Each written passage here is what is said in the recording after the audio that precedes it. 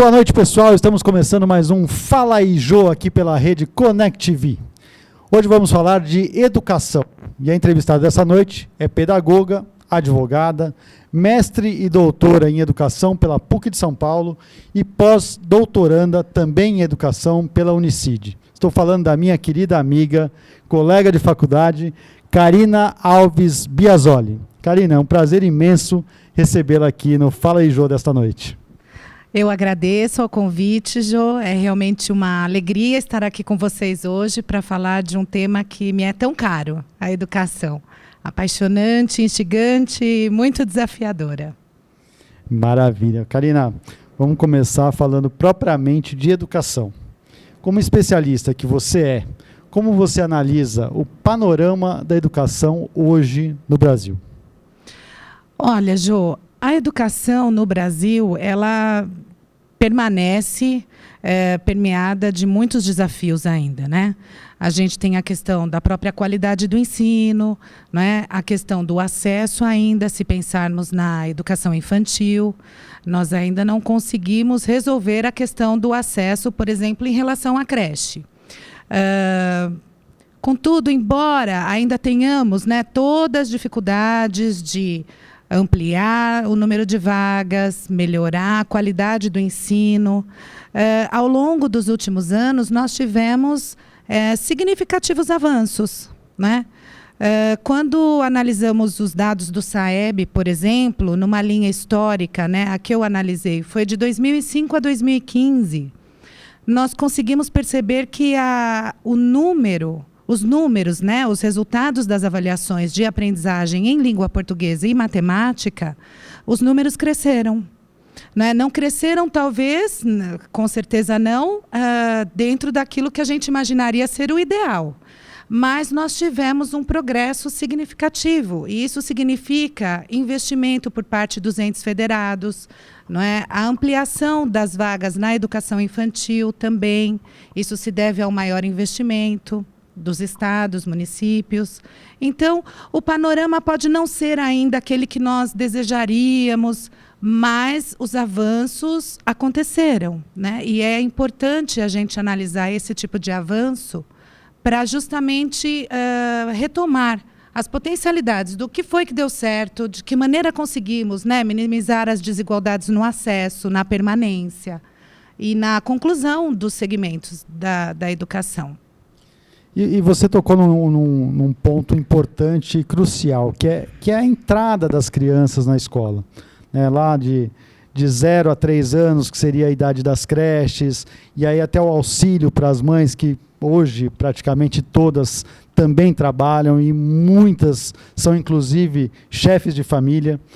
Então, como existe essa facilidade para as mães, a entrada das crianças nas creches, às vezes a gente vê aqui nos grandes centros, talvez uma facilidade maior, e como fica pelo interior do Brasil?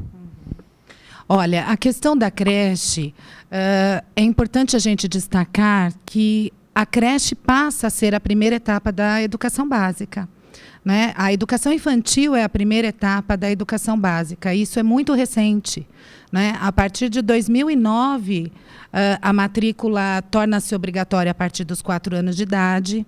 Né? Então, nós estamos falando de um período bastante curto. Em relação à creche especificamente, embora não haja a obrigatoriedade das famílias realizarem a matrícula, ela é facultativa para as famílias, isso não exime o poder público de ofertar as vagas quando necessário. Né? E na questão da creche, nós ainda temos uma situação de pouca cobertura. Né? Aproximadamente 27% das crianças de 0 a 3 anos estão matriculadas na creche. Então, nós temos uma demanda em lista de espera, que é bastante grande. No município de São Paulo, né, um exemplo, em 2012 nós tínhamos 166 mil crianças aguardando uma vaga na creche. Essa é a demanda cadastrada. Né? Nós não sabemos qual o tamanho dessa demanda não cadastrada. Então, isso exige, por parte do poder público, um investimento maior. Né? A educação ela é considerada um direito humano. né? É um desdobramento do direito à liberdade, à vida, é uma maneira de se executar esses outros direitos humanos. E a creche, ela entra, além do próprio aspecto da educação, ela entra como uma política também de apoio às famílias, né? O que a gente vê muitas vezes é o pessoal investir mais no ensino superior, que está lá em cima na pirâmide, e deixa a base meio descoberta, né? É o que tem acontecido com as creches. E por isso a gente tem essa demanda tão grande por vagas e muitas vezes não atendidas, deixando mães e famílias inteiras desprotegidas, vamos dizer assim, né, Karina? Mas me fala uma coisa também. A gente analisando aí toda essa parte, você falou da educação infantil, e uma das coisas que acabaram mudando com a nova lei foi o acesso das crianças à escola. Hoje tem aquela limitação dos 6 anos até o dia 31 de março para entrar no primeiro ano. Você concorda com essa limitação ou você acredita que cada criança tem o seu momento? Então, Jô, quando se pensa numa política nacional, a gente precisa determinar alguns parâmetros, não é? São escolhas que são realizadas. Eu acho que independente da idade, né, dos 6 anos para o ensino fundamental, para o ingresso no ensino fundamental, o principal ganho que eu vejo é o fato da matrícula ser obrigatória a partir dos 4 anos de idade. Né? Você ter um maior número de crianças já dentro do ambiente escolar, isso já está, né, comprovado por diversos estudos, que a criança ela adquire um repertório cultural que muitas vezes dentro da família isso não seria possível. Né? O nosso país é continental, nós temos um grave problema de desigualdade social, então a escola ela acaba assumindo um papel na vida dessas crianças, sobretudo das camadas mais vulneráveis, que é primordial para o sucesso futuro, na sua escolarização também. Embora a educação infantil não tenha por objetivo uma preparação, né, ela não é considerada uma etapa de preparação para o ensino fundamental. Mas a questão da limitação aos 6 anos foi uma escolha política. Né? Era necessário definir uma idade e, a partir dos estudos sobre o desenvolvimento da criança, eles fixaram aos 6 anos. Eu falo isso até porque, atualmente, né, se chegou a esse denominador que é os 6 anos, dia 31 de março, e acabou. Né, porque até o ano passado a gente tinha aquela liberdade dos estados, São Paulo era até dia 30 de junho, alguns outros estados, cada um tinha uma data. Então acabava ficando a lei federal meio esparsa no ar e não se cumpria. Né? Sim. Mas agora se regulamentou, se colocou, então eu acredito que seja bem importante. Uma outra coisa que nós temos visto no momento são as avaliações. Né? Nós vemos alunos de ensino fundamental, de ensino médio serem avaliados e muitas vezes praticamente matemática e português, línguas, e fica aquele negócio meio engessado também, sendo que hoje a educação é muito mais dinâmica, muito mais harmoniosa entre as matérias. Como que você vê esses tipos de avaliações? Olha, Jô, uma coisa interessante quando a gente pensa em avaliação, né, primeiro a importância de você ter uma fotografia, né? Para planejamento de uma política pública, nós precisamos de dados, elementos, né? Para, então, pensar no que precisa ser aprimorado, melhorado.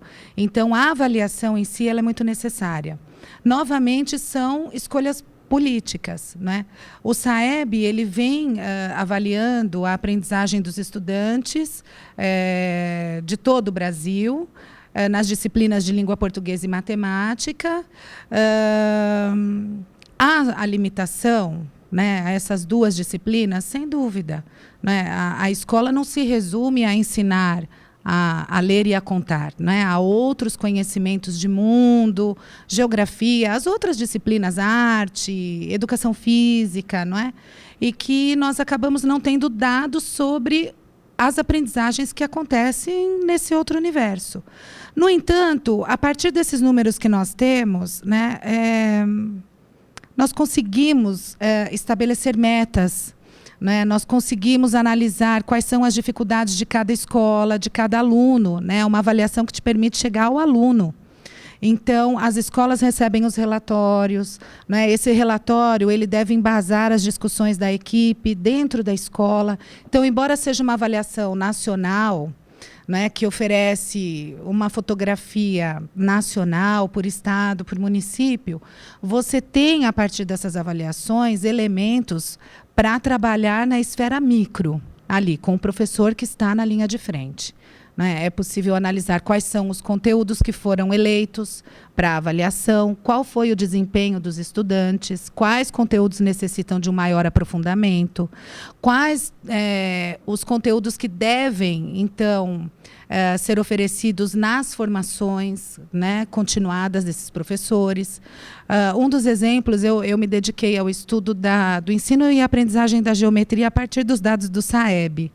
Né, e foi muito interessante, porque a avaliação ela era realizada, né, a cada 2 anos ali, eu peguei a cada 2 anos os resultados, e aí o que se verificou é que os estudantes não avançavam nas aprendizagens dos conteúdos de geometria. Então, 6 anos de avaliação, e durante os 6 anos eles permaneciam nos níveis mais baixos de aprendizagem, nível 0, né, que é o abaixo do esperado, ou nível 1.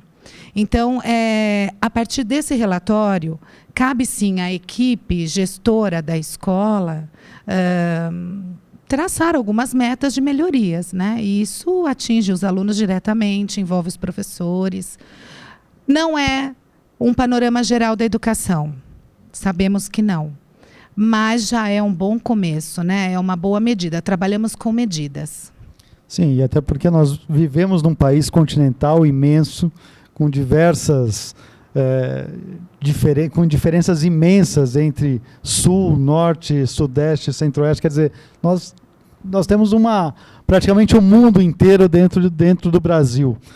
Então, quer dizer, as diferenças são realmente muito grandes. Né? E se a gente analisa, por exemplo, os resultados do SAEB, né, eu analisei essa linha histórica de 2005 a 2015, nós conseguimos perceber os avanços. Então, o SAEB ele apresenta para a língua portuguesa e matemática algo em torno de 10 níveis de desenvolvimento do aprendizado do aluno. Quando nós pegamos os dados de 2005, né, nacional, né, o índice nacional, a média nacional, nós tínhamos o aprendizado, uma média, ali no nível 2. Né? Imagina que nós estamos falando de 10 níveis. O primeiro, o segundo são os níveis mais baixos de aprendizado. Nós partimos do nível 2. Né? Era uma média...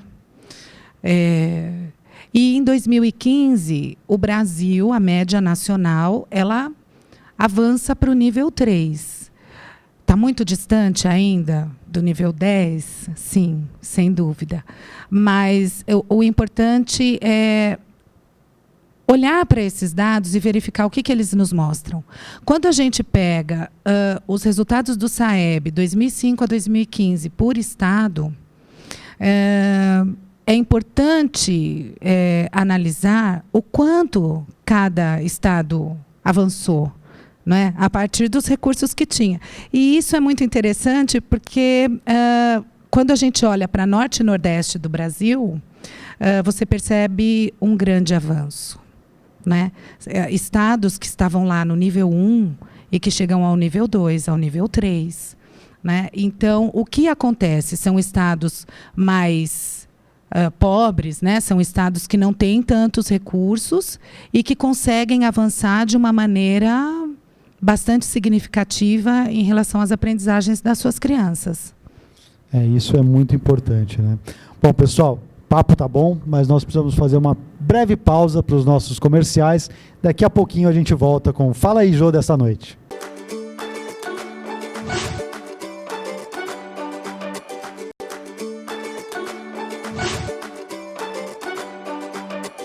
Bom, voltamos com Fala aí, Jô, desta quinta-feira.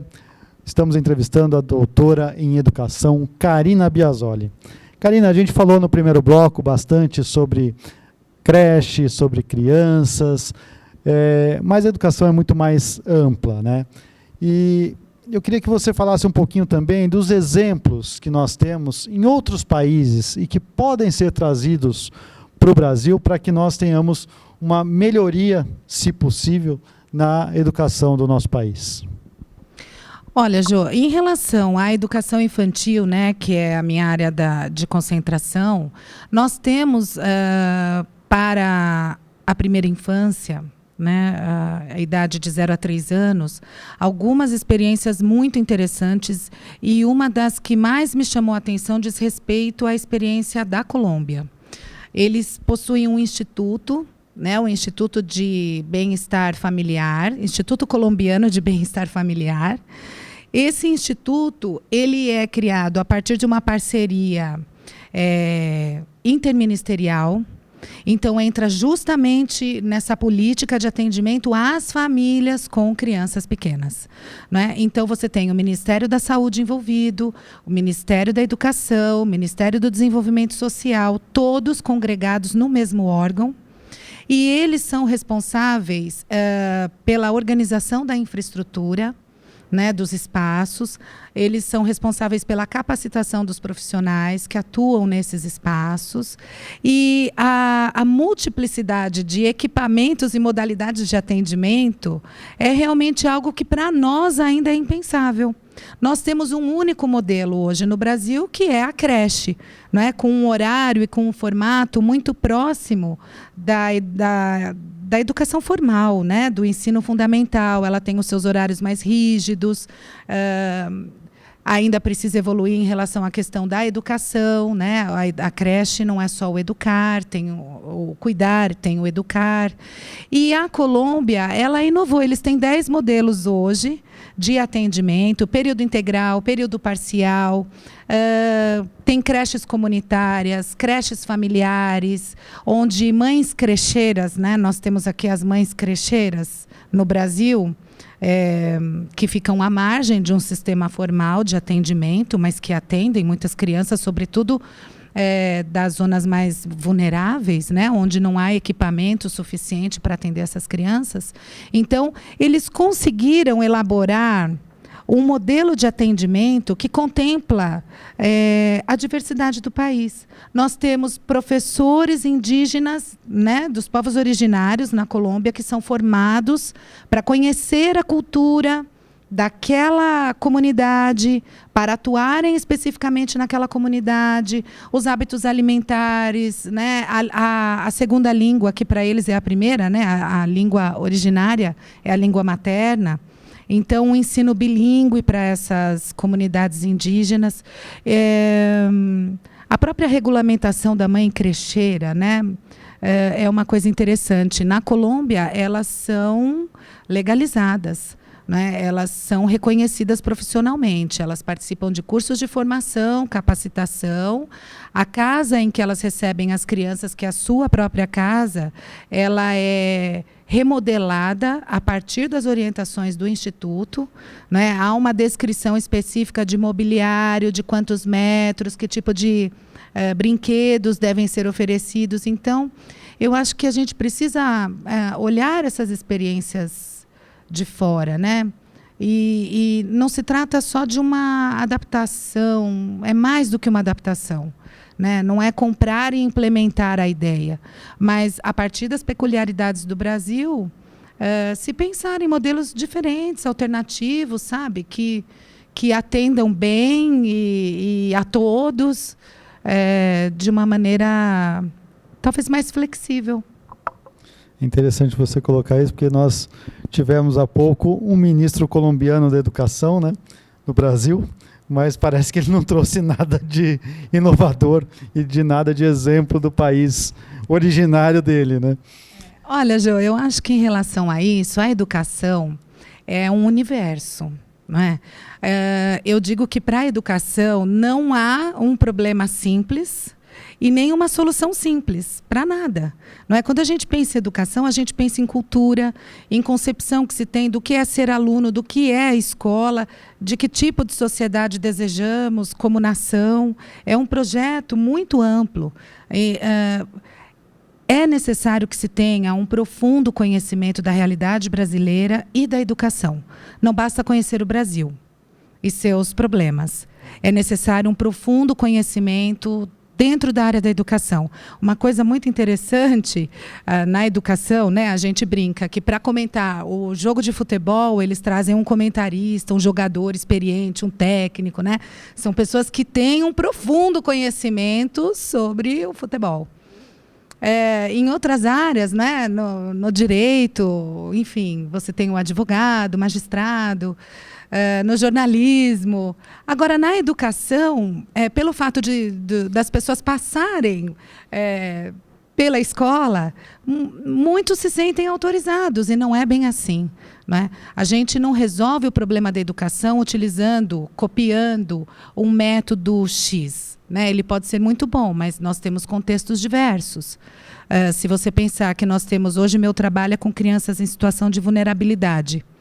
Se você pensar na lição de casa, temos que ter lição de casa, a lição de casa melhora o desempenho nas avaliações. Sim, mas nós temos crianças que não têm energia elétrica e não têm casa. Então, são questões que precisam ser cuidadas, né? Sob o risco de colocar uma pessoa que não tenha conhecimento da área, sob o risco de colocarmos em risco as políticas implementadas e algumas de suas potencialidades. E tão importante, né, que nós já temos exemplos, inclusive, de crianças que vão à escola até para se alimentar. Né? Então, é um universo muito, muito grande para se trabalhar. Agora, uma coisa que eu queria que você me dissesse também, com a sua experiência, todos os seus estudos, em relação ao salário. Né? Nós vemos aí uma das coisas que as pessoas mais, às vezes, falam, o salário do professor é muito baixo, o salário aqui em São Paulo podia ser maior. Como é a influência do salário? E os estados, talvez os estados mais pobres, como Norte, Nordeste, eles são com um déficit muito maior em relação ao salário, ou estão até melhores do que os grandes centros? Olha, essa questão salarial é um dos componentes que está, né, diretamente relacionado a uma melhor qualidade do ensino. Né? Tem um estudo das professoras Bernadette Gatti e Elba Siqueira, da Fundação Carlos Chagas, já um estudo mais antigo, que fazia um panorama do perfil do professor no Brasil. Né? Chama Impasses e Desafios. Né? E uma das questões é a questão da atratividade da carreira docente. Então, veja, hoje o professor ele deve obrigatoriamente ter o curso superior em pedagogia, né? Isso é exigido em praticamente todos os editais de concurso público para a carreira docente no Brasil. No entanto, uma questão determinante para escolher ser professor hoje diz respeito à remuneração. Né? Então, infelizmente, o Brasil ele não tem conseguido atrair bons estudantes para os cursos de pedagogia. Né? Nós temos uma carência hoje também relacionada ao número de professores. Então, nas licenciaturas, de maneira geral, né, os cursos vêm em declínio crescente. Faltam professores de matemática, física, sobretudo das exatas, né? Essa tem sido uma dificuldade. E na pedagogia isso também tem acontecido. Nós temos alguns exemplos, como eu te falei, SAEB, analisando os dados das avaliações, Norte e Nordeste avançaram muito em relação a Sul e Sudeste. E aí você percebe alguns movimentos. Ceará, por exemplo, ele foi o estado que mais cresceu em termos de resultados dessas avaliações, língua portuguesa e matemática. Ele foi o campeão disparado. Inclusive no Enem, em redação, o Ceará é o melhor estado, né? Exato. O Maranhão, agora, né, desde 2018, ele tem uma remuneração para professor na fase inicial, 40 horas semanais de trabalho, né, e início de carreira, de R$ 5.700. né? Esse piso é o mais alto que nós temos no Brasil. O estado de São Paulo, por exemplo, ele está em 16º lugar. Então, nós temos o Maranhão em primeiro, pagando o maior salário, o maior piso, e São Paulo está em 16º lugar. É o estado mais rico da federação em 16º lugar, né? Exato. E o Maranhão, que é um dos mais, que tem uma das piores arrecadações, com a maior remuneração para os professores. Quer dizer que eles estão investindo a longo prazo, talvez, pensando no futuro, realmente. Sim, a longo prazo, porque na medida em que você tem uma carreira docente mais atrativa, né, você consegue também trazer bons profissionais. Hoje, se você pega o nível salarial de qualquer recém-formado numa graduação, os salários dos professores são os mais baixos, né? Então, é necessário, é um conjunto de elementos. E o salário do professor é um dos elementos, né? A gente precisa criar essa atratividade também para que nós tenhamos mais professores e mais professores de qualidade. Sim, e isso implica salário mesmo, né? O melhor estado hoje no Brasil é o Maranhão, né? Professores do Maranhão estão ganhando muito bem. Nós temos em último lugar o Rio Grande do Sul, com um salário, né, mil e poucos reais. Então, a educação ela precisa ser cuidada, né, e precisa conhecer essas diferenças. Né? Não dá para dizer, olha, temos um único método, esse método vai resolver todos os problemas, temos um material didático, ele vai resolver todos os problemas. As desigualdades, elas são enormes. Né, em termos de população, nível socioeconômico, condições de acesso, condições de permanência, salário de professor. Então, é bastante complexo. Karina, deixa eu te perguntar uma coisa. A gente vê muitos especialistas, né, alguns até de renome, que dizem que o papel da escola é ensinar e o papel da família que é educar. Como você vê essa frase? Olha, Jô, adorei você ter trazido, né, essa questão. Eu, como professora também, no curso de pedagogia, essa era uma temática recorrente, né, com as futuras professoras. A família deve educar, né, a escola ensina. Veja, a educação ela é mais ampla. A educação ela contém o ensino formal, que é oferecido nas escolas, mas ela não se limita a ele. Então, eu acho que esse discurso ele é um tanto equivocado. Né? Quando a gente pensa no papel do professor, sem dúvida ele tem que ser muito capacitado, ele tem que conhecer diversos métodos, ele precisa conhecer muito o conteúdo que ele vai ensinar, saber o modo como a criança aprende, saber o modo como se deve ensinar para cada tipo de aprendizagem diferente. No entanto, as relações do professor, elas são permeadas pela educação e não apenas pelo ensino. Eu acho que, com esse discurso, a gente acaba criando uma dualidade que coloca em xeque a própria parceria entre a família e a escola. Não é? É como se fossem opositores. Então, se você não educou, eu não tenho como ensinar. Quando, na verdade, o que a gente precisa fazer é buscar parcerias.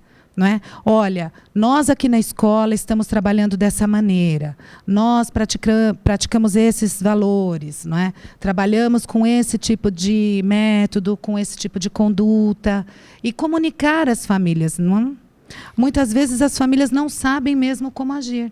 Sim, e muitas vezes também a família, a criança passa mais tempo na escola do que com a própria família. Exato, né? Exato. E eu digo, a delicadeza das relações. Resgatar a humanidade nas relações dentro da escola. A escola ela pode ser um ambiente altamente violento. Né? A escola pode desencadear processos violentos. Então, a maneira como o professor se dirige ao estudante, a maneira como as crianças se tratam e que tipo de mediação os professores fazem com essas crianças em situações de conflito.